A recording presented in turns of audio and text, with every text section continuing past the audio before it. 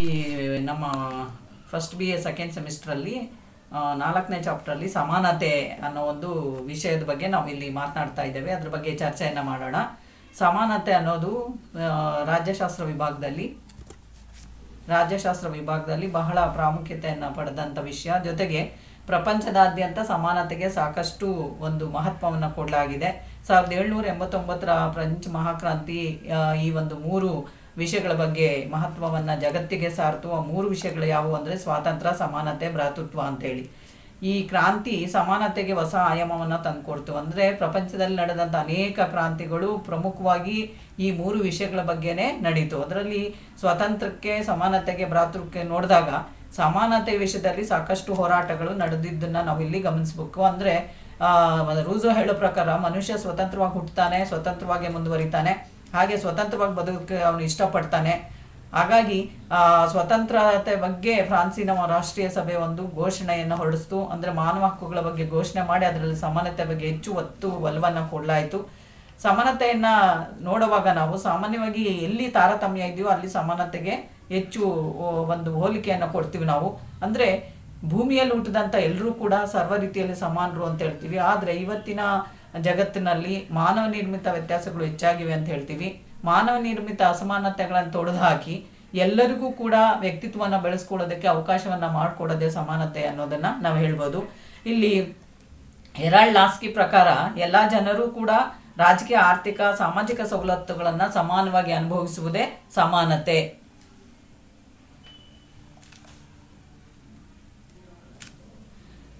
Herald Laski ಹೇಳೋ ಪ್ರಕಾರ ಎಲ್ಲ ಜನರು ರಾಜಕೀಯ, ಆರ್ಥಿಕ ಮತ್ತು ಸಾಮಾಜಿಕ ಸವಲತ್ತುಗಳನ್ನು ಸಮಾನವಾಗಿ ಅನುಭವಿಸುವುದೇ ಸಮಾನತೆ ಅಂತ ಕರಿತೀವಿ. ಹಾಗಾಗಿ ವೆಬ್ಸ್ಟರ್ ಶಬ್ದಕೋಶ ಕೂಡ ಇದು ಹೇಳುತ್ತೆ, ಎಲ್ಲಿ ಅಧಿಕಾರ, ಹಕ್ಕು, ಸ್ವಾತಂತ್ರ್ಯ, ಕಾನೂನು ಮತ್ತು ಅವಕಾಶಗಳನ್ನು ತಾರತಮ್ಯ ಇಲ್ಲದೆ ಅನುಭವಿಸುವಂತಹ ಒಂದು ವಿಧಾನವೇ ಸಮಾನತೆ ಅಂತ ಕರಿತೀವಿ. ಇದರ ವಿಧಗಳಿಗೆ ಬಂದಾಗ ಮೊದಲನೇದು ನೈಸರ್ಗಿಕ ಸಮಾನತೆ ಅಂತ ಹೇಳ್ತೀವಿ. ಅಂದರೆ ನಿಸರ್ಗ ಎಲ್ಲರಿಗೂ ಕೂಡ ಸಮಾನ ಅವಕಾಶಗಳನ್ನು ಕೊಟ್ಟು ಸಮಾನವಾಗಿ ಅದು ಪರಿಗಣಿಸೋದ್ರಿಂದ ಇಲ್ಲಿ ಮನುಷ್ಯರ ನಡುವೆ ಯಾವುದೇ ಪಕ್ಷಪಾತವನ್ನು ನಾವು ಮಾಡೋದಿಲ್ಲ. ನಿಸರ್ಗ ಕೊಟ್ಟಿರುವಂಥ ಎಲ್ಲವನ್ನು, ಅದು ಗಾಳಿ ಆಗ್ಬೋದು ಅಥವಾ ಒಂದು ನಿಸರ್ಗ ಕೊಟ್ಟಿರುವ ಪ್ರಕೃತಿ ಉಚಿತವಾಗಿ ಕೊಟ್ಟಿರುವ ಎಲ್ಲವನ್ನು ಸಮಾನವಾಗಿ ಅನುಭವಿಸುವುದು ಇದರ ಒಂದು ನಿಯಮ ಅಂತ ಹೇಳ್ತೀವಿ. ಅಂದರೆ ನಿಸರ್ಗದತ್ತವಾಗಿ ಬಂದಿರುವ ಅಸಮಾನತೆಯನ್ನು ನಾವು ತೊಡೆದಾಕಕ್ಕಾಗಲ್ಲ. ಆದರೆ ಜನರಿಂದ ಸೃಷ್ಟಿಯಾದ ಅಸಮಾನತೆಯನ್ನು ಹೋಗಲಾಡಿಸುವುದು ನೈಸರ್ಗಿಕ ಸಮಾನತೆ ಅಂತೇಳಿ ಕರಿತೀವಿ. ಎರಡನೇದು ನಾಗರಿಕ ಸಮಾನತೆ. ಯಾವುದೇ ತಾರತಮ್ಯ ಇಲ್ಲದೆ ಎಲ್ಲರಿಗೂ ಸಮಾನವಾಗಿ ಅವಕಾಶಗಳನ್ನು ಕೊಡುವುದೇ ನಾಗರಿಕ ಸಮಾನತೆ. ಅಂದರೆ ತೊಂದರೆಗೆ ಒಳಗಾದ ಜನರು ನ್ಯಾಯಾಲಯದ ಮೂಲಕ ಪರಿಹಾರಗಳನ್ನು ಪಡೆಯಬಹುದು. ಅಂದರೆ ನ್ಯಾಯಾಲಯಕ್ಕೆ ನಾವು ನಮ್ಮ ಮನವಿಗಳನ್ನು ಸಲ್ಲಿಸಿದಾಗ ನ್ಯಾಯಾಲಯ ನಮಗೆ ಒಂದು ರಿಟ್ಸನ್ನು ಕೊಡುತ್ತೆ. ಆ ರಿಟ್ಸ್ ಮೂಲಕ ನಾವೇನು ಮಾಡ್ಬೋದು, ನಮಗೆ ಆದ ಅನ್ಯಾಯಗಳನ್ನು ಪ್ರತಿಭಟಿಸುವಂಥ ಒಂದು ಅವಕಾಶಗಳನ್ನು ಪಡಿತೀವಿ. ನ್ಯಾಯಾಂಗ ಅದಕ್ಕೆ ಅನುಕೂಲವನ್ನು ಮಾಡಿಕೊಡುತ್ತೆ. ಹಾಗೆ ಮೂರನೇದು ರಾಜಕೀಯ ಸಮಾನತೆ ಅಂತ ಹೇಳ್ತೀವಿ. ರಾಜಕೀಯ ಅವಕಾಶಗಳು ಅಥವಾ ರಾಜಕೀಯ ಹಕ್ಕುಗಳನ್ನು ಸಮಾನವಾಗಿ ಕೊಡುವುದೇ ರಾಜಕೀಯ ಸಮಾನತೆ. ಪ್ರಜಾಪ್ರಭುತ್ವದಲ್ಲಿ ಚುನಾವಣೆಯಲ್ಲಿ ನಿಲ್ಲುವಂಥ ಹಕ್ಕು, ಮತದಾನದ ಹಕ್ಕು, ಚುನಾವಣೆಗೆ ಸ್ಪರ್ಧಿಸುವಂಥ ಹಕ್ಕು, ಆಮೇಲೆ ಸರ್ಕಾರಿ ಸೇವೆಗೆ ಸೇರುವಂಥ ಹಕ್ಕು, ಸರ್ಕಾರನ ಟೀಕೆ ಮಾಡೋದಾಗಿರ್ಬೋದು, ಮನವಿಯನ್ನು ಸಲ್ಲಿಸೋದಾಗಿ ಇವೆಲ್ಲವೂ ಕೂಡ ರಾಜಕೀಯ ಹಕ್ಕುಗಳ ಅಡಿಯಲ್ಲಿ ಬರುತ್ತೆ. 1918ರವರೆಗೂ ಕೂಡ ಇಂಗ್ಲೆಂಡಲ್ಲಿ ಮಹಿಳೆಯರಿಗೆ ಮತದಾನದ ಹಕ್ಕನ್ನು ಕೊಟ್ಟಿರಲಿಲ್ಲ.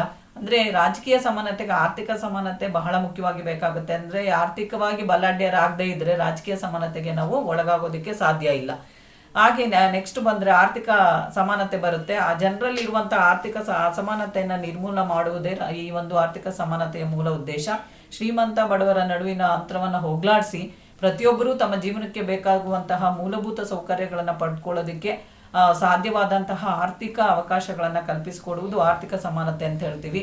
ಭಾರತ ಸಂವಿಧಾನದಲ್ಲಿ ಲಭ್ಯವಿರುವಂತಹ ರಾಜನೀತಿ ನಿರ್ದೇಶಕ ತತ್ವಗಳಲ್ಲಿ ಕಾನೂನಿನ ಮೂಲಕ ನಾವು ಈ ಒಂದು ಆರ್ಥಿಕ ಅಸಮಾನತೆಯನ್ನು ನಾವು ನೋಡ್ತಾ ಇದ್ದೀವಿ. ಅದರಲ್ಲಿ ಪ್ರಮುಖವಾಗಿ ಕೆಲಸದ ಅವಧಿ ಇರ್ಬೋದು, ದುಡಿಮೆಗೆ ತಕ್ಕ ಕೂಲಿ, ಹಾಗೆ ಕನಿಷ್ಠ ವೇತನ, ವಿರಾಮದ ಮತ್ತು ರಜೆ ಅವಕಾಶ, ಉದ್ದಿಮೆಗಳಲ್ಲಿ ಕಾರ್ಮಿಕರ ಪ್ರಾತಿನಿಧ್ಯತೆ, ಈ ರೀತಿ ಅವರಿಗೆ ಅವಕಾಶಗಳನ್ನು ಕೊಡುವಂತೆ ಸರ್ಕಾರಗಳು ಕ್ರಮಗಳನ್ನು ಕೈಗೊಳ್ಳಬೇಕು ಅಂತೇಳಿ ರಾಜ್ಯ ನಿರ್ದೇಶಕ ತತ್ವಗಳಲ್ಲಿ ಸ್ಪಷ್ಟ ಮಾಹಿತಿಯನ್ನು ಕೊಡಲಾಗಿದೆ. ಹಾಗೆ ಸಾಮಾಜಿಕ ಸಮಾನತೆ ಅಂತ ಹೇಳ್ತೀವಿ.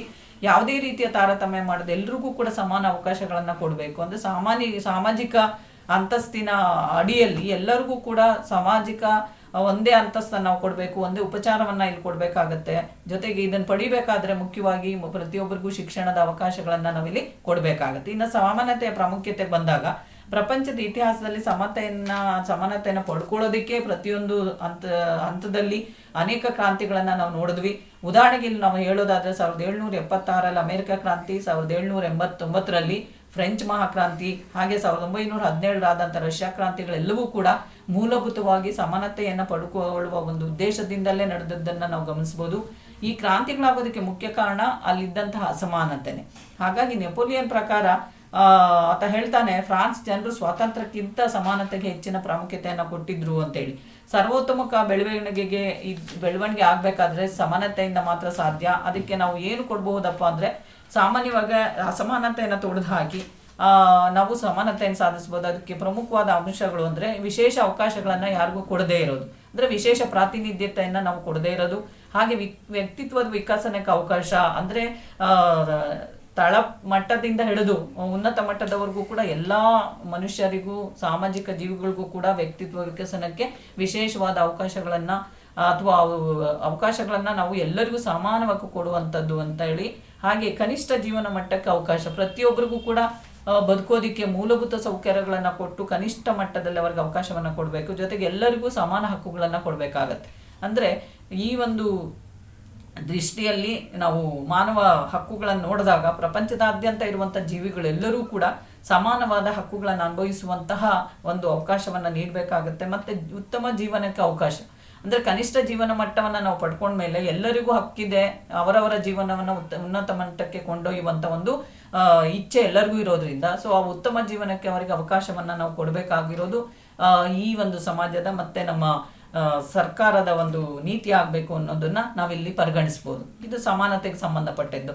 ಹಾಗೆ ನಾವು ಕೊನೆಯ ಒಂದು ಚಾಪ್ಟರ್ ಬಂದಾಗ ಸಾಮ್ರಾಜ್ಯ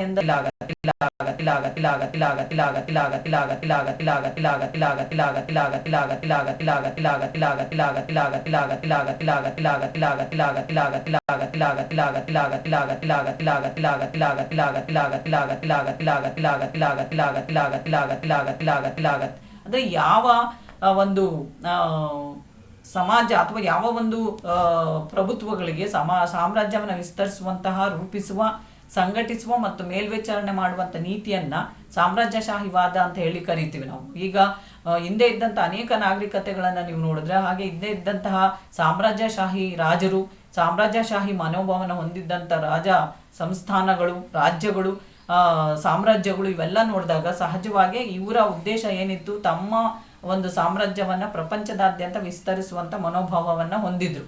ಉದಾಹರಣೆಗೆ ನೆಪೋಲಿಯನ್ ಬೋನಪಾರ್ಟೆ ತೆಗೆದುಕೊಳ್ಳಿ, ಅಥವಾ ಈಗ ನಮ್ಮ ದೇಶದ ಮೇಲೆ ಪದೇ ಪದೇ ಅಟ್ಯಾಕ್ ಆದಂತ ಎಲ್ಲ ಒಂದು ಬೇರೆ ಬೇರೆ ಜನಾಂಗಗಳು ನೋಡಿದಾಗ ಇದು ಎಷ್ಟು ಮಟ್ಟಿಗೆ ಸರಿ ಅನ್ನೋದನ್ನ ನಾವು ನೋಡ್ಬೋದು.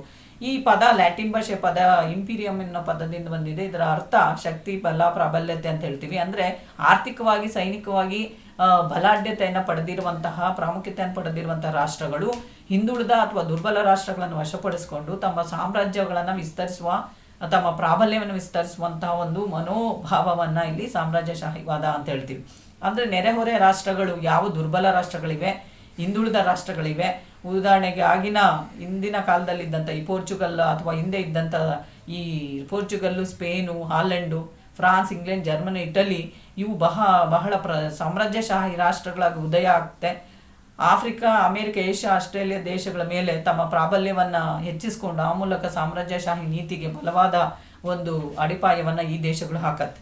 ಇಲ್ಲಿ ನಾವು ಏನು ಸಾಮ್ರಾಜ್ಯಶಾಹಿವಾದ ಅನ್ನೋದ್ರ ಬಗ್ಗೆ ಒಂದು ರಾಜಕೀಯ ಚಿಂತಕರ ಒಂದು ಅಭಿಪ್ರಾಯ ನೋಡಿದಾಗ, ಇಲ್ಲಿ ಲ್ಯಾಂಗರ್ ಅನ್ನೋರು ಹೇಳ್ತಾರೆ, ಒಂದು ರಾಷ್ಟ್ರ ಇತರ ರಾಷ್ಟ್ರಗಳ ರಾಜಕೀಯ ಹಾಗೂ ಆರ್ಥಿಕ ಕ್ಷೇತ್ರಗಳನ್ನ ಪ್ರತ್ಯಕ್ಷವಾಗಿ ಅಥವಾ ಪರೋಕ್ಷವಾಗಿ ನಿಯಂತ್ರಿಸುವ ಒಂದು ನೀತಿಯೇ ಸಾಮ್ರಾಜ್ಯಶಾಹಿವಾದ ಅಂತ ಹೇಳಿ ಕರಿತೀವಿ. ಇದರ ಲಕ್ಷಣಗಳಿಗೆ ಬಂದಾಗ, ಇದರ ಲಕ್ಷಣಗಳಲ್ಲಿ ಪ್ರಮುಖವಾಗಿ ಒಂದನೇದು ಮಾನವ ಸ್ವಭಾವ, ಗೆಲುವು, ಅಧಿಕಾರದ ಬಯಕೆ, ಹೆಚ್ಚಿನ ಜನಸಂಖ್ಯೆಗೆ ಸ್ಥಳ, ಆಕ್ರಮಣಕಾರಿ ರಾಷ್ಟ್ರೀಯತೆ, ಆರ್ಥಿಕ ಅವಶ್ಯಕತೆಗಳು, ಧರ್ಮ ಪ್ರಚಾರಕರು, ರಾಜತಾಂತ್ರಿಕ ಮತ್ತು ಯುದ್ಧ ಕೌಶಲ್ಯದ ಕಾರಣ ಅಂತ ಹೇಳ್ತೀವಿ. ಪ್ರಮುಖವಾಗಿ ನಾವು ಸಾಮ್ರಾಜ್ಯಶಾಹಿವಾದದ ಲಕ್ಷಣಗಳಿಗೆ ಬಂದಾಗ ಈ ಮಾನವ ಸ್ವಭಾವದ ಬಗ್ಗೆ, ಗೆಲುವು, ಅಧಿಕಾರದ ಬಯಕೆ ಬಗ್ಗೆ ನಾವು ನೋಡ್ತೀವಿ. ವಿಧಗಳಲ್ಲಿ ಬಂದಾಗ ಈ ಒಂದು ಸಾಮ್ರಾಜ್ಯಶಾಹಿವಾದದ ವಿಧಗಳು, ಈ ಗೇಣಿಗಾರಿಕೆಯ ಸಾಮ್ರಾಜ್ಯಶಾಹಿವಾದ ಅಂತ ಹೇಳ್ತೀವಿ. ಹಾಗೆ ರಕ್ಷಣಾತ್ಮಕ ಸಾಮ್ರಾಜ್ಯಶಾಹಿವಾದ, ಆರ್ಥಿಕ ಒಂದು ಸಾಮ್ರಾಜ್ಯಶಾಹಿವಾದ, ನಿಯೋಗಿ ಸಾಮ್ರಾಜ್ಯಶಾಹಿವಾದ, ಹಾಗೆ ಸೈದ್ಧಾಂತಿಕ ಸಾಮ್ರಾಜ್ಯಶಾಹಿವಾದ ಅಂತ ಹೇಳ್ತೀವಿ ನಾವು. ಗೇಣಿಗಾರಿಕೆ ಸಾಮ್ರಾಜ್ಯಶಾಹಿವಾದ ಮುಖ್ಯವಾಗಿ ಭೂಮಿಯನ್ನ ಗೇಣಿ ಪಡ್ಕೊಂಡು ಆ ಮೂಲಕ ಬಲಿಷ್ಠರು ಈ ಬಡಪಾಯಿಗಳ ಮೇಲೆ ಒಂದು ಒರೆಸುವಂತ ಒಂದು ಪ್ರಾಬಲ್ಯತೆ ಅಂತ ಹೇಳ್ಬೋದು. ಹಾಗೆ ರಕ್ಷಣೆಗೋಸ್ಕರ ಮಾಡಿದಂತಹ ಒಂದು ಸಾಮ್ರಾಜ್ಯಶಾಹಿವಾದ, ಆರ್ಥಿಕ ಅಂಶಗಳ ಆಧಾರವಿಟ್ಕೊಂಡು ಮಾಡುವಂಥ ಸಾಮ್ರಾಜ್ಯಶಾಹ, ಅಥವಾ ಇನ್ನೊಬ್ಬರ ಪರವಾಗಿ ಇನ್ನೊಬ್ರು ಮಾಡುವಂತಹ ಒಂದು ಸಾಮ್ರಾಜ್ಯಶಾಹಿವಾದ, ಇನ್ನು ಯೋಗಿ ಸಾಮ್ರಾಜ್ಯಶಾಹಿವಾದ ಅಂತ ಹೇಳ್ತೀವಿ. ಹಾಗೆ ಸೈದ್ಧಾಂತಿಕವಾಗಿ ಮನೋಬಲರು ಅಥವಾ ಮಾನಸಿಕವಾಗಿ ಬಲಾಢ್ಯರು ಈ ಮಾನಸಿಕವಾಗಿ ಹಿಂದುಳಿದಂಥ ಜನಾಂಗವನ್ನು ಶೋಷಣೆಗೆ ಒಳಪಡಿಸೋದು ಸಾಮ್ರಾಜ್ಯಶಾಹಿವಾದ ಅಂತ ಹೇಳ್ತೀವಿ. ಸೊ ಇದನ್ನ ನಾವಿಲ್ಲಿ ಕರಿಬೋದು. ಹಾಗೆ ನೂತನ ವಸಾಹತುವಾದ ಅಂತ ಹೇಳಿದಾಗ ಯಾತೋ ಅದು ಉಟ್ಕೊಳ್ಳೋದಕ್ಕೆ ಕಾರಣ ಏನಾಯ್ತು ಅಂದ್ರೆ, ವಸ್ತುಗಳ ಬೆಲೆಯಲ್ಲಿ ಅಸ್ಥಿರತೆ, ಹಣಕಾಸಿನ ಏರಿಳಿತ, ಹಣದುಬ್ಬರ, ಬೆಳೆಯುತ್ತಿರುವ ಹೊಸ ರಾಷ್ಟ್ರಗಳ ಋಣಬದ್ಧತೆ, ಅಭಿವೃದ್ಧಿ ರಾಷ್ಟ್ರಗಳಿಗೆ ಕಡಿಮೆ ನಿಯಾತ, ಅದಕ್ಕೆ ಆರ್ಥಿಕ ಹಿನ್ನಡೆ, ಬಹುರಾಷ್ಟ್ರೀಯ ಕಂಪನಿಗಳ ಪಾತ್ರ, ಹಿಂದುಳಿದ ರಾಷ್ಟ್ರಗಳ ಆರ್ಥಿಕ ಶೋಷಣೆ, ಸೈನಿಕ ಮತ್ತು ತಾಂತ್ರಿಕ ಶಕ್ತಿಗಳ ಬೆಳವಣಿಗೆ, ಇವೆಲ್ಲವೂ ಕೂಡ ನೂತನ ವಸಾಹತುವಾದಕ್ಕೆ ಏನು ಮೂಲ ಕಾರಣಗಳಾಗಿ ಪರಿಣಮಿಸುತ್ತೆ. ಅಂದ್ರೆ ಈ ಹೊಸದಾಗಿ ಹುಟ್ಟಿದಂಥ ಸ್ವತಂತ್ರವಾದ ರಾಷ್ಟ್ರಗಳು ಆರ್ಥಿಕವಾಗಿ ಹಿಂದುಳಿದಿದ್ದರಿಂದ ಅವು ನೂತನ ವಸಾಹತುವಾದವನ್ನ ವಾದದ ಮತ್ತು ಶಕ್ತಿಯುತ ರಾಷ್ಟ್ರಗಳ ಆರ್ಥಿಕ ಪ್ರಭುತ್ವ ಸಮಸ್ಯೆಗಳನ್ನ ನಿರಂತರವಾಗಿ ಎದುರಿಸುವಂತಾಯ್ತು ಅಂತ ಹೇಳ್ತೀವಿ. ಈ ಕಲ್ಪನೆ 1945 ನಂತರ ಬೆಳಕಿಗೆ ಬಂತು. ರಾಜಕೀಯ ಸ್ವಾತಂತ್ರ್ಯ ಮತ್ತು ಪರಮಾಧಿಕಾರದ ಒಪ್ಪಿಗೆಯಿಂದ ವಸಾಹತು ಪದ್ಧತಿ ನಿರಂತರವಾಗಿ ಮುಂದುವರೆದು, ಅದರಲ್ಲೂ ರಾಜಕೀಯ, ಸಾಮಾಜಿಕ, ಸೈನಿಕ, ತಾಂತ್ರಿಕ ಶಕ್ತಿಗಳಿಂದ ಒಂದು ಪರೋಕ್ಷ ಪ್ರಭಾವವನ್ನು ಇಡೀ ಪ್ರಪಂಚದಾದ್ಯಂತ ಬಳಸಲಾಯಿತು. ಅಂದರೆ ಹೊಸದಾಗಿ ಹುಟ್ಕೊಂಡಂಥ ಹಣಕಾಸು ಸಂಸ್ಥೆಗಳು ಈ ಹೊಸದಾಗಿ ಹುಟ್ಟಿದಂಥ ರಾಷ್ಟ್ರಗಳ ಮೇಲೆ ತಮ್ಮ ನಿಯಂತ್ರಣವನ್ನು ಹೇರ್ತಾ ಇದ್ವು ಅಂತ ಹೇಳ್ತೀವಿ. ಇಲ್ಲಿ ನವ ವಸಾಹತುವಾದದ ಲಕ್ಷಣಗಳನ್ನು ತೆಗೆದುಕೊಂಡಾಗ ಅದರಲ್ಲಿ ಆ ಲಕ್ಷಣಗಳಿಗೆ ಸಂಬಂಧಪಟ್ಟಂತೆ ರಾಷ್ಟ್ರಗಳ ಒಂದು ದುರ್ಬಲತೆ ನಾವು ನೋಡ್ತೀವಿ. ಅಂದರೆ ಅಸಹಾಯಕ ರಾಷ್ಟ್ರಗಳ ಮೇಲೆ ಬಲಾಢ್ಯ ರಾಷ್ಟ್ರಗಳು ಒತ್ತಡವನ್ನು ಹೇರೋದು. ಅಂದರೆ ಅಸಮರ್ಥ ರಾಷ್ಟ್ರಗಳು ಈ ದೊಡ್ಡ ರಾಷ್ಟ್ರಗಳ ಅಥವಾ ಬಲಿಷ್ಠ ರಾಷ್ಟ್ರಗಳ ಸಹಾಯವಿಲ್ಲದೆ ಬದುಕಲಾರದು ಅನ್ನೋದನ್ನು ನಾವು ನೋಡ್ತೀವಿ. ದೊಡ್ಡ ರಾಷ್ಟ್ರಗಳು ಸೈನಿಕ ಶಕ್ತಿಯನ್ನ ಈ ರಾಷ್ಟ್ರಗಳಲ್ಲಿ ನೆಲೆಗೊಳಿಸಿದ್ದನ್ನು ನಾವು ನೋಡ್ತೀವಿ. ಹೀಗೆ ಇವು ಬಲಿಷ್ಠ ರಾಷ್ಟ್ರಗಳ ಕೈಗೊಂಬೆಗಳಾಗಿ ಬೆಳೆಯೋದಕ್ಕೆ ಸಾಧ್ಯ ಆಯಿತು. ಎರಡನೇದು ಪ್ರಾದೇಶಿಕ ಘರ್ಷಣೆಗಳು. ಸದಾಕಾಲ ದುರ್ಬಲ ರಾಷ್ಟ್ರಗಳು ದೊಡ್ಡ ರಾಷ್ಟ್ರಗಳ ನಡುವೆ ಪೈಪೋಟಿ ಇದ್ದಾಗ ಅಥವಾ ದೊಡ್ಡ ರಾಷ್ಟ್ರಗಳ ಪೈಪೋಟಿಯಲ್ಲಿ ಈ ಚಿಕ್ಕ ರಾಷ್ಟ್ರಗಳು, ದುರ್ಬಲ ರಾಷ್ಟ್ರಗಳು ತಮ್ಮಲ್ಲೇ ಘರ್ಷಣೆಯಲ್ಲಿ ನಿರತವಾಗಿದ್ದನ್ನು ನಾವು ನೋಡ್ತೀವಿ. ಇದಕ್ಕಾಗಿ ಶಸ್ತ್ರಾಸ್ತ್ರಗಳ ಅವಶ್ಯಕತೆ ಇದ್ದಿದ್ದರಿಂದ ಸಣ್ಣ ರಾಷ್ಟ್ರಗಳು ಅಥವಾ ದುರ್ಬಲ ರಾಷ್ಟ್ರಗಳು ದೊಡ್ಡ ರಾಷ್ಟ್ರಗಳ ಕೈಗೊಂಬೆಗಳಾಗಿರ್ಬೇಕಾಯಿತು. ಹಾಗೆ ವಿದೇಶಿ ಸಹಾಯ, ಹಿಂದುಳಿದ ದುರ್ಬಲ ರಾಷ್ಟ್ರಗಳು ಅಸಹಾಯಕ ರಾಷ್ಟ್ರಗಳಾಗಿದ್ದು ಈ ವಿದೇಶಿ ಸಹಾಯವನ್ನು ಅವಲಂಬಿಸಿದ್ವು ಅನ್ನೋದನ್ನ ನಾವಿಲ್ಲಿ ಗಮನಿಸಬಹುದು. ಹಾಗೆ ಅಂತಾರಾಷ್ಟ್ರೀಯ ಸಂಸ್ಥೆಗಳು, ಅಂತಾರಾಷ್ಟ್ರೀಯ ಹಣಕಾಸು ನಿಧಿ, ವಿಶ್ವ ಬ್ಯಾಂಕು ಇವು ಕೂಡ ಸಾಲ ನೀಡುವ ನೆಪದಲ್ಲಿ ಬೇರೆ ಒಂದು ದುರ್ಬಲ ರಾಷ್ಟ್ರಗಳನ್ನು ಶೋಷಣೆಗೊಳಪಡಿಸಿದ್ವು ಅಂತೀವಿ. ಈ ಸಂಸ್ಥೆಗಳು ಅಮೆರಿಕ ಮುಂತಾದ ರಾಷ್ಟ್ರಗಳ ಹಿಡಿತದಲ್ಲಿ ಇದ್ದದ್ದನ್ನು ನಾವು ನೋಡ್ತೀವಿ. ಹೀಗಾಗಿ ಹಿಂದುಳಿದ ರಾಷ್ಟ್ರಗಳು ಈ ದೊಡ್ಡ ರಾಷ್ಟ್ರಗಳ ಒಂದು ಸಾಲಕ್ಕೆ ಸಿಕ್ಕಿ ಋಣಬಾಧೆಯಿಂದ ತತ್ತರಿಸಿದ್ದನ್ನು ಗಮನಿಸಬಹುದು. ಹಾಗೆ ಬಹುರಾಷ್ಟ್ರೀಯ ಕಂಪನಿಗಳು ಇವು ತಮ್ಮ ಅಪಾರವಾದ ಹಣಕಾಸಿನ ಸಾಧನಗಳಿಂದ ರಾಷ್ಟ್ರೀಯ ವ್ಯಾಪಾರ ಅಥವಾ ರಾಷ್ಟ್ರೀಯ ಭೂಕ್ಷೇತ್ರಗಳ ಮೇಲೆ ತಮ್ಮ ಪ್ರಾಬಲ್ಯತೆಯನ್ನು ಮೆರೆದು ಸ್ಥಳೀಯ ಮಾರುಕಟ್ಟೆಗಳ ಮೇಲೆ ಹೊಡೆತವನ್ನು ನೀಡಿದ್ವು. ಅವುಗಳ ಮೇಲೆ ತಮ್ಮ ಆಧಿಪತ್ಯವನ್ನು ಸ್ಥಾಪನೆ ಮಾಡಿದ್ವು. ಹೀಗಾಗಿ ರಾಷ್ಟ್ರೀಯ ಸರ್ಕಾರಗಳು ಈ ರಾಷ್ಟ್ರಗಳ ಒಂದು ಕುಣಿತಕ್ಕೆ ಒಳಗಾಕಬೇಕಾಯಿತು. ಹಾಗಾಗಿ ಸೂತ್ರ ದೊಡ್ಡ ರಾಷ್ಟ್ರಗಳ ಕೈಯಲ್ಲಿತ್ತು. ಹಾಗೆ ಬಡ ರಾಷ್ಟ್ರಗಳು ಈ ಮಾರುಕಟ್ಟೆಗಳನ್ನು ಕಳ್ಕೊಂಡು ತಮ್ಮ ಆರ್ಥಿಕ ಹಿನ್ನಡೆಯನ್ನು ಅನುಭವಿಸೋದಕ್ಕೆ ಸಾಧ್ಯ ಆಯಿತು. ಹಾಗೆ ಸೈನಿಕ ನೆಲೆಗಳ ಸ್ಥಾಪನೆ ಅಂತೀವಿ. ಅಂದರೆ ತೃತೀಯ ಜಗತ್ತಿನ ರಾಷ್ಟ್ರಗಳಲ್ಲಿ ಮುಂದುವರೆದ ರಾಷ್ಟ್ರಗಳು ತಮ್ಮ ಸೈನಿಕ ನೆಲೆಗಳನ್ನು ಸ್ಥಾಪಿಸಿ ಜಲಮಾರ್ಗಗಳ ಮೇಲೆ ತಮ್ಮ ಪ್ರಭುತ್ವವನ್ನು ಸಾಧಿಸಿದ್ದನ್ನು ನೋಡ್ತೀವಿ. ಹೀಗಾಗಿ ಈ ರಾಷ್ಟ್ರಗಳು ಆರ್ಥಿಕವಾಗಿ ಬದುಕೋದಕ್ಕೆ ಆಮದನ್ನೇ ಅವಲಂಬಿಸಬೇಕಾಯಿತು. ಹೀಗೆ ಹಿಂದುಳಿದ ಮತ್ತು ದುರ್ಬಲ ರಾಷ್ಟ್ರಗಳು ತಮ್ಮ ಉಳಿವಿಗಾಗಿ ಹೋರಾಟ ನಡೆಸ್ತಾನೆ ಇದೆ. ಇದರಿಂದ ಹೊಸ ಆಯಾಮ ಹುಟ್ಕೊಳ್ತು. ಏನಪ್ಪಾ ಅದು ಅಂದ್ರೆ ಉತ್ತರ ದಕ್ಷಿಣ ಸಂಭಾಷಣೆ ಆಗ್ಬೋದು, ದಕ್ಷಿಣ ಘರ್ಷಣೆಯನ್ನ ಹುಟ್ಟುಹಾಕ್ತು. ಉತ್ತರ ದಕ್ಷಿಣ ಸಂಭಾಷಣೆ ಹಾಗೆ ದಕ್ಷಿಣ ಸಂಭಾಷಣೆಯನ್ನು ಹುಟ್ಟುಹಾಕಿ ಪ್ರಪಂಚದಲ್ಲಿ ಹೊಸ ಘರ್ಷಣೆಯನ್ನ ಇದು ಹುಟ್ಟುಹಾಕ್ತು ಅಂತೇಳಿ ನಾವು ಕರಿಬಹುದು. ಹಾಗೆ ಅವಲಂಬನಾ ಸಿದ್ಧಾಂತ ಬರುತ್ತೆ ಇದರಲ್ಲಿ, ಲಾಸ್ಟ್ ಚಾಪ್ಟರ್ ಅಲ್ಲಿ. ಅವಲಂಬನಾ ಸಿದ್ಧಾಂತ ಅದರ ಮುಖ್ಯ ಪ್ರತಿಪಾದಕರು ಅಂತ ಹೇಳಿದ್ರೆ ಫ್ರಾಂಕು, ಬೇರಸ್ಸು, ದಾಸ್ ಸ್ಯಾಂಟಸ್ ಅಂತ ಹೇಳ್ತೀವಿ, ಎಜಿ ಗುಂಡರ್, ಇವರೆಲ್ಲ ಕೂಡ ಇದರ ಪ್ರತಿಪಾದಕರು. ಆದರೆ ಈ ಒಂದು ಸಿದ್ಧಾಂತ ಪ್ರಮುಖ ಪ್ರವರ್ತಕರು ಅಂತ ಹೇಳಿದ್ರೆ ರಾಬರ್ಟ್ ಕೋಹೆನ್ ಮತ್ತೆ ಜೋಸೆಫ್ ಅವರು ಹೇಳ್ತಾರೆ, ಇವತ್ತು ನಾವು ಅವಲಂಬನಾ ಪ್ರಪಂಚದಲ್ಲಿದ್ದೇವೆ ಅಂತ. ಖಂಡಿತ ಇವತ್ತು ಯಾರು ಕೂಡ ಒಂಟಿಯಾಗಿ ಬದುಕೋಕ್ಕಾಗಲ್ಲ. ಪ್ರಪಂಚ ಒಬ್ಬರ ಮೇಲೆ ಒಬ್ಬರು ಅವಲಂಬಿತ ಆಗಿದೆ. ಅಂದ್ರೆ ಒಬ್ಬ ವ್ಯಕ್ತಿ ಇನ್ನೊಬ್ಬ ವ್ಯಕ್ತಿ ಮೇಲೆ ಹೇಗೆ ಅವಲಂಬನೆಯನ್ನು ಹೊಂದಿದಾನೋ ಹಾಗೆ ಪ್ರಪಂಚದಲ್ಲೂ ಕೂಡ ಒಂದು ರಾಷ್ಟ್ರ ಇನ್ನೊಂದು ರಾಷ್ಟ್ರದ ಮೇಲೆ ಅವಲಂಬನೆಯನ್ನು ಹೊಂದಿರೋದು ಸಹಜವಾಗಿದೆ ಅಂತ ಹೇಳ್ತೀವಿ. ಹಾಗಾಗಿ ನಾವು ಅವಲಂಬನಾ ಪ್ರಪಂಚದಲ್ಲಿ ಇದ್ದೇವೆ ಅನ್ನುವ ಇವರ ಮಾತು ನಿಜಕ್ಕೂ ಸತ್ಯ ಅನ್ಬೋದು. ಇದರ ಲಕ್ಷಣಗಳು ಪರಾವಲಂಬನೆ ಅಂತೀವಿ. ಇದರ ಪ್ರಕಾರ ಬಂಡವಾಳಿ ಶಾಹಿ ಪ್ರಭಾವದಿಂದ ಒಂದು ರಾಷ್ಟ್ರ ಯಾವುದೇ ಭಾಗದ ಒಂದು ಪರಾವೃತ ಭಾಗ ಅಂತೀವಿ. ಅಂದ್ರೆ ಆ ಒಂದು ಭಾಗದಲ್ಲಿ ಬಂಡವಾಳ ಹೂಡಿಕೆ ಆಗಲಿ, ಉತ್ಪಾದನಾ ವಿಧಾನಗಳು, ಕೌಶಲ್ಯತೆಗಳು, ಸಾಮ್ರಾಜ್ಯಶಾಹಿ ಹಿತಾಸಕ್ತಿಗಳೇ ಹೊಂದಿಕೊಂಡಿರುತ್ತೆ. ಇದರ ಅರ್ಥ ಒಂದು ಮರ ತೃತೀಯ ಜಗತ್ತಿಂದ ಆಗಿದ್ರೂ ಕೂಡ ಅದರ ಬೇರು ಹಾಗೂ ರೆಂಬೆಗಳು ಸಾಮ್ರಾಜ್ಯಶಾಹಿ ರಾಷ್ಟ್ರಗಳ ಸ್ವರೂಪವನ್ನ ಅವಲಂಬಿಸಿರುತ್ತೆ. ಹಾಗೆ ಕೇಂದ್ರ ಪರದಿಯ ವಿಶ್ಲೇಷಣೆ ಅಂತ ಹೇಳ್ತೀವಿ. ಆಮೀನ್, ಬಾರ್ನಾಟ್, ಇಮ್ಯಾನ್ಯುಯಲ್, ರಾಡ್ನಿ, ಫ್ರಾಂಕ್ ಇವರೆಲ್ಲ ಇದರ ಪ್ರತಿಪಾದಕರು. ಅಂದ್ರೆ ಅಭಿವೃದ್ಧಿ ಹೊಂದುತ್ತಿರುವಂತಹ ರಾಷ್ಟ್ರಗಳು ಅಭಿವೃದ್ಧಿ ಹೊಂದಿದ ರಾಷ್ಟ್ರಗಳ ಸಂಪರ್ಕವನ್ನ ಕಳೆದುಕೊಂಡಾಗ ಅವು ಅಭಿವೃದ್ಧಿ ಹೊಂದೋದಕ್ಕೆ ಸಾಧ್ಯ ಆಗುತ್ತೆ. ಬಂಡವಾಳಶಾಹಿ ಅರ್ಥವ್ಯವಸ್ಥೆಯಲ್ಲಿ ತೃತೀಯ ಜಗತ್ತಿನ ರಾಷ್ಟ್ರಗಳನ್ನು ನಿಯಂತ್ರಿಸೋದಕ್ಕೆ ಬಹುರಾಷ್ಟ್ರೀಯ ಕಂಪನಿಗಳು, ಅಂತಾರಾಷ್ಟ್ರೀಯ ಹಣಕಾಸು ಸಂಸ್ಥೆಗಳು ಅವಲಂಬನೆಯನ್ನು ಸೃಷ್ಟಿ ಮಾಡ್ತವೆ. ಅಂದ್ರೆ ದೊಡ್ಡ ರಾಷ್ಟ್ರಗಳು ಚಿಕ್ಕ ರಾಷ್ಟ್ರಗಳ ಮೇಲೆ ಪ್ರಾಬಲ್ಯವನ್ನು ಸ್ಥಾಪನೆ ಮಾಡಬೇಕಾದ್ರೆ ಸಹಜವಾಗಿ ಅವುಗಳನ್ನ ನಿಯಂತ್ರಿಸುವಂತಹ ಒಂದು ಶಕ್ತಿಯನ್ನು ಸಂಪಾದನೆ ಮಾಡಿಕೊಂಡು, ಹಾಗಾಗಿ ಅವುಗಳ ಅಡಿಯಲ್ಲಿದ್ದಂತಹ ಈ ಕಂಪನಿಗಳು, ಬಹುರಾಷ್ಟ್ರೀಯ ಕಂಪನಿಗಳು, ಅಂತಾರಾಷ್ಟ್ರೀಯ ಹಣಕಾಸು ಸಂಸ್ಥೆಗಳು ಕೂಡ ದುರ್ಬಲ ರಾಷ್ಟ್ರಗಳ ಒಂದು ಅಸಹಾಯಕತೆಯನ್ನು ಬಳಸಿಕೊಂಡು ಆ ರಾಷ್ಟ್ರಗಳಲ್ಲಿ ಅವಲಂಬನೆಯನ್ನು ಸೃಷ್ಟಿಸಿ ಈ ರಾಷ್ಟ್ರಗಳು ಬೆಳೆದದ್ದನ್ನ ಇಲ್ಲಿ ಗಮನಿಸಬಹುದು. ಹಾಗೆ ವಿಶ್ವವ್ಯವಸ್ಥೆ ವಿಶ್ಲೇಷಣೆ ಅಂತ ಹೇಳ್ತೀವಿ. ಜಗತ್ತಿನ ಎಲ್ಲಾ ರಾಷ್ಟ್ರಗಳ ಅಭಿವೃದ್ಧಿ ಅಸಮಾನತೆ ಕೂಡ ಇದರ ಮುಖ್ಯವಾದ ವಿಶ್ವ ಆರ್ಥಿಕ ವ್ಯವಸ್ಥೆ ಅನಾನುಷ್ಠಾನದಲ್ಲಿ ಪ್ರಾರಂಭವಾಗಿ ಶ್ರಮ ವಿಭಜನೆ ಆಧಾರದ ಮೇಲೆ ಇವತ್ತು ಜಗತ್ತು ಪರಿಧಿ, ಪ್ರದೇಶ ಮತ್ತು ಉಪಪರಿಧಿಗಳಲ್ಲಿ ಗುರುತಿಸಲ್ಪಟ್ಟಿದೆ. ಅಂದ್ರೆ ಇವತ್ತು ಹಿಂದೆ ಏನಾಗ್ತಿತ್ತು ಅಂದ್ರೆ ಒಂದೇ ಕೆಲಸವನ್ನ ಹಲವು ಮಾಡ್ತಾ ಇದ್ರು ಯಾರು ಸೇರಿ. ಆದ್ರೆ ಒಂದು ಕೆಲಸಕ್ಕೆ ಒಂದು ನೈಪುಣ್ಯತೆ, ಒಂದು ತಾಂತ್ರಿಕ ಪರಿಣಿತಿ, ಹೀಗಾಗಿ ಶ್ರಮ ವಿಭಜನೆ ಆಧಾರದ ಮೇಲೆ ನಾವು ಒಟ್ಟಾರೆ ಕಾರ್ಯಗಳನ್ನು ಗುರುತಿಸುವ ಈ ಪ್ರಪಂಚ ಇವತ್ತು ಶ್ರಮ ವಿಭಜನೆ ಆಧಾರದ ಮೇಲೆ ಗುರುತಿಸ್ತಾ ಇದೆ. ಹಾಗಾಗಿ ಜಗತ್ತನ್ನ ನಾವು ಪ್ರತಿ ಪ್ರದೇಶ ಮತ್ತು ಉಪಪರಿಧಿಗಳಲ್ಲಿ ಗುರುತಿಸ್ತಾ ಇದ್ದೀವಿ ಅಂತ. ಹಾಗೆ ಪರಾವೃತ ಆರ್ಥಿಕ ವ್ಯವಸ್ಥೆ, ಈ ವ್ಯವಸ್ಥೆ ಬಂಡವಾಳದ ಮೂಲ ರಾಷ್ಟ್ರದ ಹೊರಗೆ ಇರುತ್ತೆ. ಸ್ಥಳೀಯ ಉತ್ಪಾದನೆಯಲ್ಲಿ ವಿದೇಶಿ ಬಂಡವಾಳದ ಬಳಕೆ ಆಗುತ್ತೆ. ಸ್ಥಳೀಯರ ಶೋಷಣೆಯಿಂದ ವಿದೇಶಿ ಬಂಡವಾಳದ ಮೌಲ್ಯ ಹೆಚ್ಚಾಗಿ ಸ್ಥಳೀಯ ವೇತನ, ಅವರ ತೆರಿಗೆ ಇವುಗಳ ರೂಪದಲ್ಲಿ ರಾಜ್ಯದ ಈ ಸಾಮ್ರಾಜ್ಯಶಾಹಿ ರಾಷ್ಟ್ರಗಳು ಲಾಭ ಗಳಿಕೆ ಉದ್ದೇಶದಿಂದ ಹಿಂದುಳಿದ ರಾಷ್ಟ್ರಗಳಲ್ಲಿ ಮಾರುಕಟ್ಟೆಯನ್ನ ನಿರ್ಮಾಣ ಮಾಡಿ ಆ ಪ್ರದೇಶದ ಜನರ ಶೋಷಣೆಯನ್ನ ಮಾಡೋದನ್ನು ನೋಡ್ತೀವಿ. ಆರ್ಥಿಕವಾಗಿ ಪ್ರಭಾವವಾಗಿ ದುರ್ಬಲ ರಾಷ್ಟ್ರಗಳನ್ನ ಶೋಷಣೆಗೆ ಒಳಪಡಿಸೋದು ಈ ದೊಡ್ಡ ರಾಷ್ಟ್ರಗಳ ಮೂಲ ಒಂದು ಉದ್ದೇಶ. ಅದರಲ್ಲೂ ಕೂಡ ಈ ಮೆಕ್ಸಿಕೋ, ಬ್ರೆಜಿಲ್, ದಕ್ಷಿಣ ಆಫ್ರಿಕಾ, ಅರ್ಜೆಂಟೈನಾ, ಭಾರತ ಇತ್ಯಾದಿ ರಾಷ್ಟ್ರಗಳು ಒಂದು ಪರಾವೃತ ಆರ್ಥಿಕ ವ್ಯವಸ್ಥೆಯನ್ನು ಅವಲಂಬಿಸಿವೆ ಅನ್ನೋದನ್ನ ಇಲ್ಲಿ ಮುಖ್ಯವಾಗಿ ನಾವು ಗಮನಕ್ಕೆ ತೆಗೆದುಕೊಳ್ಬಹುದು. ಹಾಗೆ ಸ್ಥಳೀಯ ಆರ್ಥಿಕ ವ್ಯವಸ್ಥೆ ಅಂತೀವಿ. ಸ್ಥಳೀಯ ಬಂಡವಾಳಗಾರರು ನೈಸರ್ಗಿಕ ಸಂಪನ್ಮೂಲಗಳ ಮೇಲೆ ಸಾಮ್ಯತೆಯನ್ನು ಹೊಂದಿರ್ತಾರೆ. ಸ್ಥಳೀಯ ಕಾರ್ಮಿಕರ ಶೋಷಣೆ ಮೂಲಕ ಬಂಡವಾಳವನ್ನು ಕ್ರೋಢೀಕರಿಸಲಾಗುತ್ತೆ. ಈ ವ್ಯವಸ್ಥೆಯಲ್ಲಿ ಸಾಮಾನ್ಯವಾಗಿ ಆಹಾರ ಪದಾರ್ಥಗಳ ಉತ್ಪಾದನೆ ಹಣ ತೊಡಗಿಸಲಾಗುತ್ತೆ. ಇಲ್ಲಿ ಬಂಡವಾಳದ ಸ್ಥಿರತೆಯನ್ನು ನೋಡೋದಕ್ಕೆ ಸಾಧ್ಯ ಇಲ್ಲ. ಅಂದ್ರೆ ಬಂಡವಾಳ ಪರಸ್ಪರ ಅದು ಸಂಚಲನವನ್ನು ಹೊಂದಿರುವುದಿಲ್ಲ, ಸ್ಥಿರತೆಯನ್ನು ನಾವು ನೋಡೋದಕ್ಕಾಗಲ್ಲ. ಸ್ವತಂತ್ರ ವ್ಯವಸ್ಥೆ ಕೂಡ ಇಲ್ಲಿ ಅವಲಂಬಿತ ವ್ಯವಸ್ಥೆಯಾಗಿ ಮಾರ್ಪಡುವುದನ್ನು ನಾವು ನೋಡ್ತೀವಿ. ಹಾಗಾಗಿ ಸ್ಥಳೀಯ ಬಂಡವಾಳಗಾರರು ನೈಸರ್ಗಿಕ ಸಂಪನ್ಮೂಲಗಳ ಸಾಮರ್ಥ್ಯವನ್ನು ಹೊಂದಿರುವ ಕೂಡ ಈ ಮುಂದುವರೆದ ರಾಷ್ಟ್ರಗಳ ಒಂದು ದೃಷ್ಟಿಯಲ್ಲಿ ಕಾರ್ಮಿಕರ ಶೋಷಣೆಯನ್ನ ಇಲ್ಲಿ ಕ್ರೋಢೀಕರಿಸಲಾಗುತ್ತೆ. ಹೀಗಾಗಿ ಈ ಒಂದು ಸ್ಥಳೀಯ ಆರ್ಥಿಕ ವ್ಯವಸ್ಥೆ ಪೆಟ್ಟು ತಿನ್ನೋದನ್ನು ನೋಡಬಹುದು.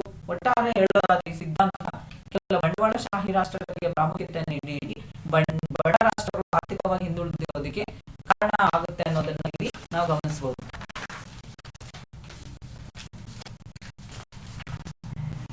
ಸೊ ಆಧುನಿಕತಾವಾದಕ್ಕೆ ಬಂದರೆ ರಾಷ್ಟ್ರಶಾಸ್ತ್ರದಲ್ಲಿ ನಾವು ಮುಖ್ಯವಾಗಿ ಇತ್ತೀಚಿನ ಈಗ ಬರ್ತಾ ಇರುವಂತಹ ಹೊಸ ಅಲೆಗಳಲ್ಲಿ ಪ್ರಮುಖವಾಗಿ ಗಮನಿಸೋದು ಆಧುನಿಕತಾವಾದ ಅಂತ ಹೇಳ್ತೀವಿ. ಅಂದ್ರೆ ವ್ಯಕ್ತಿ, ಗುಂಪು ಅಥವಾ ಸಾಮಾಜಿಕ ಚಟುವಟಿಕೆಗಳು, ಸಂಪರ್ಕ, ನಿಯಂತ್ರಣ, ಅಭಿವೃದ್ಧಿ ಇವೆಲ್ಲವೂ ಕೂಡ ಆಧುನಿಕತಾವಾದದ ಆಧಾರಗಳು ಅಂತ ಹೇಳ್ಬೋದು ನಾವು.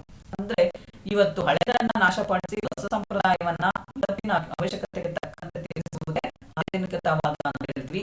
ಇಲ್ಲಿ ಇದರ ಅರ್ಥವನ್ನು ತೆಗೆದುಕೊಂಡಾಗ ಹೊರಸ್ಕಾರನ್ ಅನ್ನೋರು ಹೇಳ್ತಾರೆ, ಪ್ರಾಚೀನ ನಾಗರಿಕತೆಯ ಸಂಸ್ಥೆಗಳು ಮತ್ತು ವಿಜ್ಞಾನದ ನಡುವಿನ ಬಾಂಧವ್ಯವೇ ಆಧುನಿಕವಾದ ಅಂತ ಹೇಳಿ. ಹಾಗೆ ಆಂಟಿಕಿನ್ಸನ್ ಹೇಳ್ತಾರೆ, ಕೈಗಾರಿಕೀಕರಣ, ಜಾತ್ಯತೀತತೆ, ಪ್ರಜಾಪ್ರಭುತ್ವ, ಶಿಕ್ಷಣ, ಮಾಧ್ಯಮಗಳಲ್ಲಿ ಭಾಗವಹಿಸುವಿಕೆ ಮುಂತಾದವುಗಳು ಆಧುನಿಕವಾದದ ಪ್ರಮುಖ ಅಂಶಗಳು ಅಂತ ಹೇಳ್ತಾ ಇಲ್ಲ. ಈ ಆಧುನಿಕವಾದ ಅನ್ನೋ ಒಂದು ಪದ ಮಾಡರ್ನಿಸಂ ಅನ್ನೋ ಪದವನ್ನು ತೆಗೆದುಕೊಂಡಾಗ ಈ ಲ್ಯಾಟಿನ್ ಪದವಾದ ಮಾಡರ್ನ್ ಪದದಿಂದ ಬರುತ್ತೆ. ಇದರ ಅರ್ಥ ಏನು ಅಂದ್ರೆ ಸಂಬಂಧಗಳ ಜೊತೆ ಹೊಂದಿಕೊಂಡಿರುವುದು. ಈ ವಾದ ಸಾಮಾಜಿಕ ರಾಜಕೀಯ ವಿಚಾರಗಳನ್ನ ಹೊಂದಿರುವಂತಹ ಅಂಶ ಅಂತ ಹೇಳ್ತೀವಿ. ಹಾಗೆ ಆಧುನಿಕವಾದ ಲಕ್ಷಣಗಳು ಏನು ಬಂದಾಗ ಮುಖ್ಯವಾಗಿ ಇದರಲ್ಲಿ ನಿರಂತರ ವಿಧಾನ, ಅಂದ್ರೆ ಇದಕ್ಕೆ ಯಾವುದೇ ಒಂದು ನಿರಂತರವಾಗಿ ಕಾಲದಿಂದ ಕಾಲಕ್ಕೆ ಮುಂದೆ ಹೋಗ್ತಾನೆ ಇರುತ್ತೆ, ಹೊಸ ಹೊಸ ವಿಚಾರಗಳನ್ನ ತನ್ನಲ್ಲಿ ಸೇರಿಸ್ಕೊಳ್ತಾ ಇರುತ್ತೆ. ಅಂತೋನಿಯೋ ಪ್ರಕಾರ ಆಧುನಿಕ ಸಾಮರ್ಥ್ಯವನ್ನು ಹೊಂದಿದೆ. ಹಾಗಾಗಿ ಆಧುನಿಕ ಸಮಾಜಗಳಲ್ಲಿ ಬದಲಾವಣೆ ಸಮತೋಲನದಲ್ಲಿದೆ ಮತ್ತು ಪ್ರತಿಯೊಂದು ಸಂಸ್ಥೆ ಕೂಡ ನಿರಂತರವಾಗಿ ಬದಲಾಗುವುದನ್ನ ಇಲ್ಲಿ ನಾವು ನೋಡ್ತೀವಿ. ಹಾಗಾಗಿ ಇದನ್ನು ನಿರಂತರ ವಿಧಾನ ಅಂತ ಹೇಳಿದ್ವಿ. ಪ್ರತಿಭಟನೆ ಭಾಗವಹಿಸುವಿಕೆ ಇದು ಒಂದು ಆಧುನಿಕವಾದ ಪ್ರಮುಖ ಲಕ್ಷಣ. ಅಂದ್ರೆ ಕೇವಲ ಆದರ್ಶ ಆಗಿಲ್ಲ, ಇವತ್ತು ಜನರು ತಮ್ಮ ಇಚ್ಛೆಗಳನ್ನು ಪೂರೈಸಿಕೊಳ್ಳೋದಕ್ಕೆ ಪ್ರತಿಭಟನೆ ಮತ್ತು ಭಾಗವಹಿಸುವಿಕೆ ಆಧುನಿಕವಾದ ಅಂತ ಅನಿಸ್ಕೊಂಡಿದೆ. ಅಥವಾ ಪ್ರತಿಭಟನೆ ಭಾಗವಹಿಸುವಿಕೆ ಇದು ಮುಖ್ಯ ಒಂದು ಲಕ್ಷಣ ಅಂತಾನೆ ಹೇಳ್ತೀವಿ. ಪ್ರಗತಿ ಅಂದ್ರೆ ಶಿಕ್ಷಣ ಪಡೆದಂತ ಒಂದು ಪ್ರಜೆಗಳು ಸರ್ಕಾರದ ಲೋಪದೋಷಗಳನ್ನ ಅಥವಾ ಲೋಪದೋಷಗಳನ್ನ ಎತ್ತಿ ತೋರಿಸುವ ಮೂಲಕ ತಾವು ಪ್ರತಿಭಟನೆ ಭಾಗವಹಿಸುತ್ತಾರೆ ಅಥವಾ ಸರ್ಕಾರದ ನೀತಿ ರೂಪಣೆಯಲ್ಲಿ ಭಾಗವಹಿಸುತ್ತಾರೆ ಅಥವಾ ಸರ್ಕಾರ ತೆಗೆದುಕೊಂಡ ತಪ್ಪು ನಿರ್ಣಯಗಳನ್ನು ಪ್ರತಿಭಟಿಸುವಂತದ್ದು ನೋಡಲಾಗಿದೆ. ಹಾಗಾಗಿ ಸಮಾಜದ ಹಿತಾಸಕ್ತಿಗೆ ಅನುಕೂಲವಾದ ನಿರ್ಧಾರಗಳ ವಿರುದ್ಧ ಪ್ರತಿಭಟನೆಯನ್ನು ಇವರು ಮಾಡಬಹುದು. ಹಾಗೆ ಆರ್ಥಿಕ ಸಾಮಾಜಿಕ ರಾಜಕೀಯ ಅಂಶಗಳು ಕೂಡ ಆಧುನಿಕವಾದ ಒಂದು ಮೂಲ ಅಂಶ ಅಂತ ಹೇಳ್ತೀವಿ. ಈ ಸಾಮಾನ್ಯ ರಾಜಕೀಯ ಪಕ್ಷಗಳ ಧುರೀಣರು ಈ ಅಂಶಗಳಿಗೆ ಹೊಸ ಆಕಾರವನ್ನ ಕೊಡ್ತಾರೆ. ಒಂದು ರಾಷ್ಟ್ರ ಇನ್ನೊಂದು ರಾಷ್ಟ್ರದ ಸಂಸ್ಕೃತಿ ಸಂಪ್ರದಾಯಗಳ ಬಗ್ಗೆ ತಿಳ್ಕೊಳ್ತಾರೆ. ಸಹಜವಾಗಿ ಸಂಸ್ಕೃತಿ ವಿನಿಮಯ ಸಂಸ್ಕೃತಿಯಾಗಿದ್ದು ಪರಸ್ಪರ ರಾಷ್ಟ್ರಗಳು ಈ ಸಂಸ್ಕೃತಿಯನ್ನ ಅದಲು ಬದಲು ಮಾಡಿಕೊಳ್ಳುವಂತ ಒಂದು ವಿಧಿಯೇ ಈ ಒಂದು ಆಧುನಿಕವಾದ ಅಂತ ಕೂಡ ಕರೀಬಹುದು. ಜೊತೆಗೆ ಇವತ್ತಿನ ಆಧುನಿಕವಾದ ಇನ್ನೊಂದು ಮುಖ್ಯ ಲಕ್ಷಣ ಅಂದ್ರೆ ವ್ಯತ್ಯಾಸ. ಅಂದ್ರೆ ಈ ವ್ಯತ್ಯಾಸ ಮತ್ತು ಪ್ರಗತಿ ಇವತ್ತು ಆಧುನಿಕತೆಯ ಪ್ರಮುಖ ಲಕ್ಷಣ ಅಂತ ಹೇಳ್ತೀವಿ. ಅಂದ್ರೆ ಆಡಳಿತಾತ್ಮಕ ರಚನೆ ಮತ್ತೆ ಸಾರ್ವಜನಿಕ ರಾಜಕೀಯ ಸಂಸ್ಥೆಗಳ ನಡುವೆ ವ್ಯತ್ಯಾಸ ಮತ್ತು ಪ್ರಗತಿ ಎರಡನ್ನ ನೋಡ್ತೀವಿ. ಅಂದ್ರೆ ಬಾಹ್ಯ ಪರಿಸರದಲ್ಲಿ ಆಗುವ ಬದಲಾವಣೆಗಳು ಸಮಾಜದ ಮೇಲೆ ಒತ್ತಡವನ್ನು ತರುವ ಮೂಲಕ ಬದಲಾವಣೆಗೆ ಪ್ರತಿಕ್ರಿಯೆಯನ್ನು ತೋರಿಸುವಂತದ್ದು ಆಧುನಿಕವಾದ ಒಂದು ಉದ್ದೇಶ ಅನ್ನೋದು. ಹಾಗೆ ಸಮಾನತೆ ಮುಖ್ಯವಾಗಿ ಆಧುನಿಕವಾದ ಒಂದು ಪ್ರಮುಖ ಲಕ್ಷಣ. ಇವತ್ತು ಆಧುನಿಕ ರಾಜಕೀಯ ಪರಿಸ್ಥಿತಿಯ ಕೇಂದ್ರ ಬಿಂದು ಸಮಾನತೆ ಆಗಿದೆ.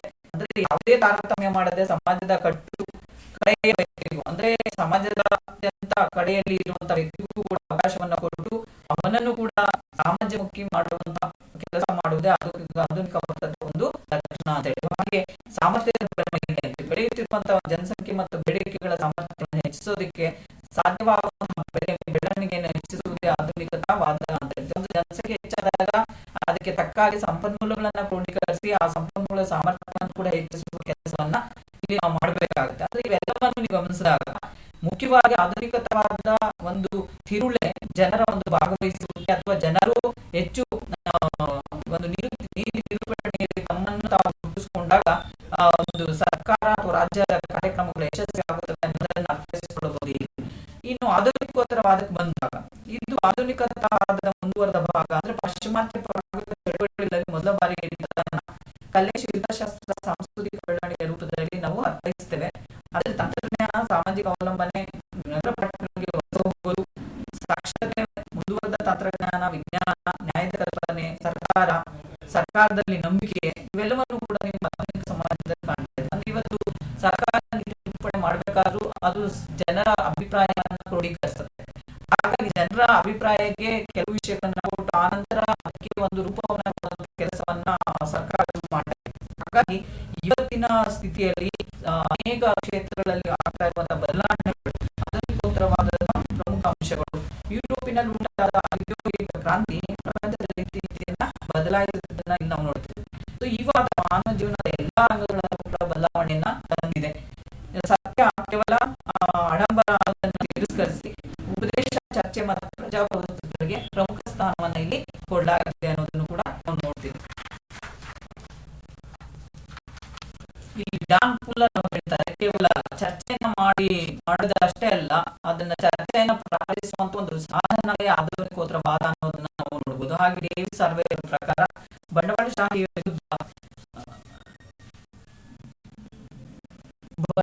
ವಿರುದ್ಧ ಬದಲಾವಣೆಯನ್ನು ನಿರ್ಧರಿಸುವಂತ ಸಾಮಾಜಿಕ ಮತ್ತು ಆರ್ಥಿಕ ವಾದಗಳ ವಿವರಣೆಯನ್ನ ನಾವು ಆಧುನಿಕೋತ್ತರವಾದ ಅಂತ ಹೇಳಿ ಕರಿತೀವಿ. ಇದರ ಲಕ್ಷಣಗಳಿಗೆ ಬಂದಾಗ ಆಧುನಿಕೋತ್ತರವಾದ ಮಾನವನ ಜ್ಞಾನದ ಬಗ್ಗೆ ವಿವರಣೆಯನ್ನು ಕೊಡುತ್ತದೆ. ಅಂದ್ರೆ ಮನುಷ್ಯನ ಜ್ಞಾನದಲ್ಲಿ ಈ ವಾದ ನಂಬಿಕೆ ಇಟ್ಟಿದೆ. ಹಾಗೆ ಶಿಕ್ಷಣ ಹಾಗೂ ಸಂಪರ್ಕವನ್ನು ಹೆಚ್ಚಿಸುವಂತ ಕೆಲಸವನ್ನ ಮಾಡುತ್ತೆ. ಹಾಗೆ ಜೀವನದಲ್ಲಿ ಉಂಟಾಗುವ ಬದಲಾವಣೆಗಳು, ಆರೋಗ್ಯದಲ್ಲಿ ಬದಲಾವಣೆ ತರುವುದು, ವ್ಯಕ್ತಿಯಲ್ಲಿ ಬದಲಾವಣೆ, ಹಾಗೆ ವ್ಯಕ್ತಿಯ ನಂಬಿಕೆ ಮತ್ತು ಜವಾಬ್ದಾರಿಯನ್ನು ಹೆಚ್ಚಿಸುವುದು, ಮಾರುಕಟ್ಟೆ, ಕೃಷಿ, ವಾಣಿಜ್ಯ, ಉದ್ಯೋಗ ಕ್ಷೇತ್ರಗಳಲ್ಲಿ ಮಾನವನ ಅಗಾಧ ಸಾಧನೆಯನ್ನು ಮಾಡಿರುವುದನ್ನು ನಾವು ನೋಡ್ತಿದ್ವಿ. ಅಂದ್ರೆ ಇದೊಂದು ಬದಲಾವಣೆ ಅದ್ಭುತ ಶಕ್ತಿಯಾಗಿದೆ ಅಂತ ಹೇಳ್ತೀವಿ. ಹಾಗೆ ಹಳೆ ವಿಚಾರಗಳನ್ನ ಮಾರ್ಪಡಿಸಲಾಗಿದೆ ಅಥವಾ ಅದನ್ನ ನಾಶ ಮಾಡಲಾಗಿದೆ. ಉದಾಹರಣೆಗೆ ಒಂದು ಮನೆ ಇದ್ದಾಗ ಹಳೆ ಮನೆ ಅಂದ್ರೆ ಹಿಂದಿನವರ ಭಾವನೆಗಳ ಮೇಲೆ ಮನೆಯನ್ನ ಕಟ್ಟಿರ್ತಾರೆ. ಹಾಗಾಗಿ ಮನೆಯನ್ನು ಪೂರ್ಣ ನಾಶ ಮಾಡಬೇಕು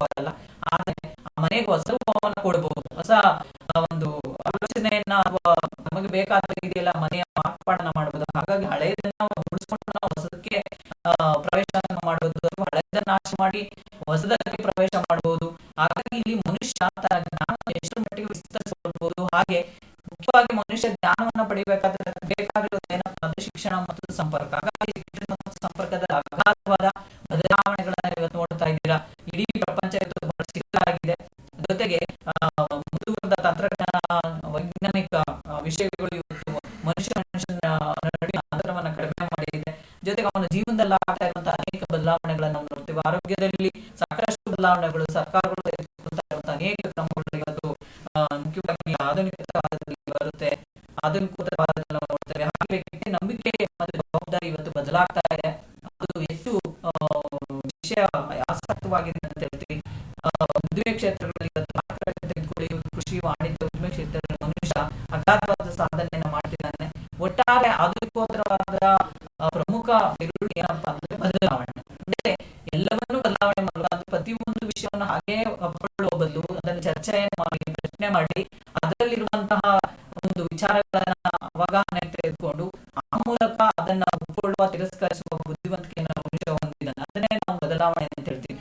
ಸೊ ಈ ರೀತಿ ಈ ಆಧುನಿಕವಾದ ರಾಷ್ಟ್ರಗಳಲ್ಲಿ ಸಾಮಾಜಿಕ ಹೊಂದಾಣಿಕೆ